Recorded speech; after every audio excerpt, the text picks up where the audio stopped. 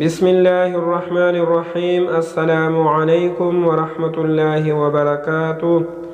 حضرت ابو ذر غفاری رضی اللہ تعالی عنہ روایت کرتے ہیں کہ رسول اللہ صلی اللہ علیہ وآلہ وسلم نے ارشاد فرمایا، تم لوگ اللہ تعالیٰ کا قرب اس چیز سے بڑھ کر کسی اور چیز سے حاصل نہیں کر سکتے جو خود اللہ تعالیٰ سے نکلی ہے، یعنی قرآن کریم۔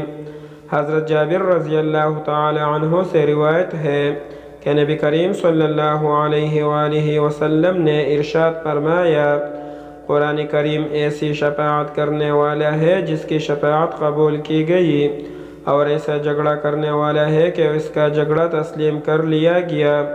جو شخص اس کو اپنے آگے رکھے، یعنی اس پر عمل کرے، اس کو یہ جنت میں پہنچا دیتا ہے، اور جو اس کو پیٹ پیچھے ڈال دے، یعنی اس پر عمل نہ کرے، اس کو یہ جہنم میں گرا دیتا ہے۔ قرآن کریم ایسا جھگڑا کرنے والا ہے کہ اس کا جھگڑا تسلیم کر لیا گیا۔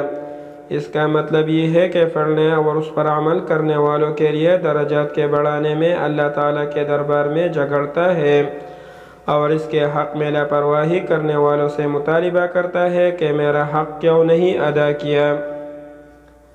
اللہ تعالی ہمیں قرآن پاک پڑھنے اور اس پر عمل کرنے کی توفیق عطا فرمائے، آمین ثم آمین۔ مزید احادیث سننے کے لیے اس چینل کو سبسکرائب کریں۔ جزاک اللہ خیرہ، شکریہ۔